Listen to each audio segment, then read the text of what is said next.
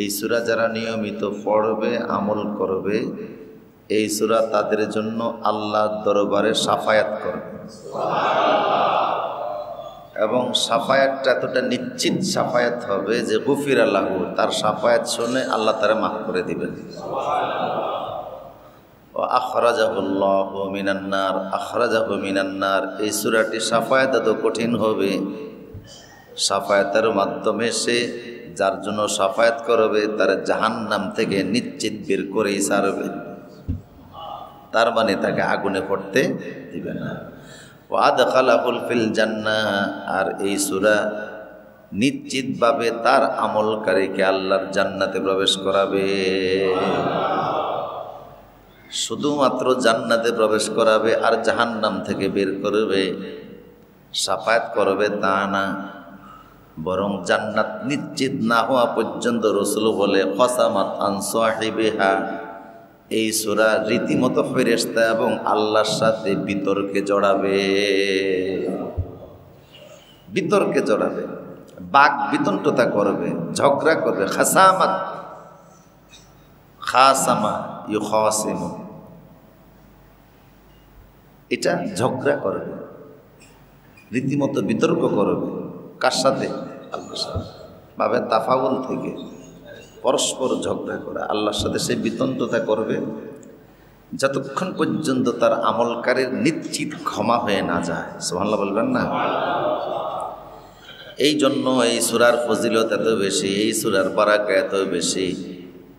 রাসূল করিম সাল্লাল্লাহু আলাইহি সাল্লাম বলেছেন, যখন এই সূরার আমলকারীকে কবরে দেওয়া হবে, তো কবরের যেদিক থেকে তার জন্য শাস্তি যদি আসে, আগুন যদি আসে, আযাব যদি আসতে থাকে, ফায়ুতারিজলাহু ফায়াকুলু রিজলাহু, যখন তার পায়ের দিক থেকে আযাব আসবে, সূরাটি গিয়ে তার পায়ের কাছে দাঁড়িয়ে গিয়ে বাধা দিয়ে বলবে, না না, তারে শাস্তি দিও না। ফায়াকুমুনা, এই লোকটা রাত্রিবেলা দাঁড়িয়ে দাঁড়িয়ে আমারে তেলাওয়াত করত, এটা সে বলবে। আবার যদি বুকের দিক থেকে আসে, তো ফায়াকুলু লাইসা লাকুম আন সাবিলিন, সূরাটি বুকের পাশে গিয়ে দাঁড়িয়ে বলবে, তোমাদের জন্য কোনো রাস্তা নাই এদিক থেকে আসার, কারণ সে আমারে নিয়মিত তেলাওয়াত করত। মাথার দিক থেকে আসলে লাইসা লাকুম সাবিলুন, সে গিয়ে বলবে কোনো রাস্তা নাই, এদিক থেকেও আসতে পারবে না। তার মানে মৃত ব্যক্তিকে কবরের ভিতরে এই একটি সূরা চতুর্দিক থেকে পাহারা দান করবে, এমন সিকিউরিটির ভূমিকা পালন করবে যে তাকে আযাবই আসতে। এই জন্য বিশ্বনবী এই সূরাটিকে এত ভালোবাসতেন। ওয়াকানা রাসূলুল্লাহ সাল্লাল্লাহু আলাইহি সাল্লাম লা ইয়ানামু হাত্তা ইয়াকরা সূরা হামিম আস-সাজদা ও সূরাতুল মুলক। আল্লাহর নবী রাত্রে যখন ঘুমাইতেন, তো ঘুমানোর জন্য বিছানায় যাইতেন, কিন্তু চক্ষু ততক্ষণ পর্যন্ত বন্ধ করতেন না যতক্ষণ পর্যন্ত সূরা হামিম আস-সাজদা আর সূরাতুল মুলক তেলাওয়াত না করতেন। রাসূল ঘুমাতেন না এই দুটি সূরা তেলাওয়াত ছাড়া। তিনি ঘুমের বিছানায় গিয়ে চক্ষু বন্ধ হওয়ার আগে সূরাতুল মুলক তেলাওয়াত করতেন। সুবহানাল্লাহ বলবেন না? শুধু তাই না, এক সাহাবী দৌড়ে গেল আল্লাহর নবীর কাছে। দরাবা বাদু আসহাবিন নবী সাল্লাল্লাহু আলাইহি সাল্লাম আলা খিমাতিহি, আল্লাহর নবীর একজন সাহাবী জিহাদের মাঠ থেকে ফিরতেছে। তো ফেরার পথে সাহাবী, রাত হয়ে গেল, তাবু গাড়ার জন্য এক জায়গায় তাবু গাড়লেন, রাত্রি যাপন করবেন, কিন্তু সেটা যে কবর ছিল সাহাবী জানতেন। ভুলক্রমে জিহাদের সফর থেকে আসার পথে সাহাবী খালি জায়গা মনে করে কবরের উপরে তাবু খাটাই ফেলছে। কবরের উপরে তাবু খাটিয়ে তিনি ঘুমিয়ে আছেন। রাত গভীর হতে লাগলো। সাহাবী এক পর্যায়ে শুনতেছে কবরের ভিতর থেকে কে যেন তেলাওয়াত করতেছে, তাবারাকাল্লাযী বিয়াদিহিল মুলক ওয়া হুয়া আলা কুল্লি শাইইন কাদির। কে যেন সূরা মুলক তেলাওয়াত করতেছে। সাহাবী লাফিয়ে উঠলেন এবং তিনি ওখানে বসে এই পুরা সূরাটার তেলাওয়াত তিনি শুনলেন। তেলাওয়াত করতেছে কবরের ভিতরের মৃত লাশ, কবরের ভিতরে যিনি আছেন তিনি তেলাওয়াত করতেছেন, কিন্তু আওয়াজটা বাহিরে আসতেছে। তেলাওয়াতের আওয়াজ তিনি শুনলেন।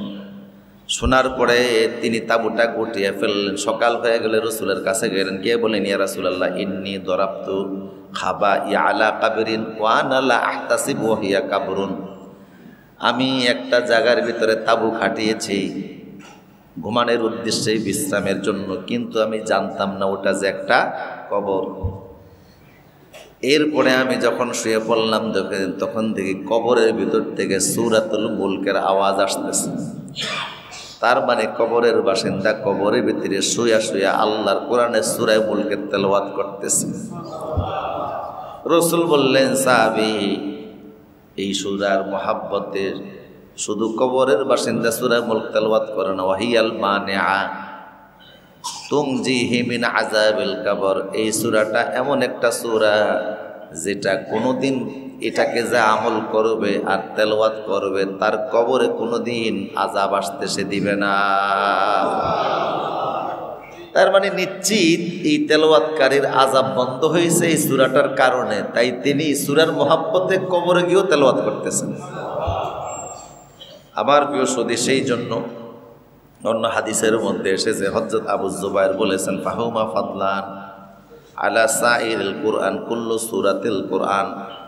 জুবাইর বলে, আল্লাহর কোরআনে 114টা সূরা আছে, 2টা সূরার মর্যাদা অন্য সকল সূরার উপরে 30 গুণ বেশি। সুবহানাল্লাহ। একটা হলো সূরা হামিম আস-সাজদা, একটা হলো সূরাতুল মুলক।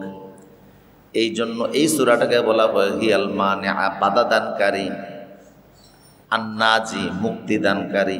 এটা জাহান্নাম থেকে মুক্তি দেয়, আযাব আসতে বাধা দেয়। এই জন্য এই সূরাটা রাসূল নিয়মিত রাত্রিবেলা তেলাওয়াত করতেন। আমরাও তেলাওয়াত করবো, রাজি আছে না নাই?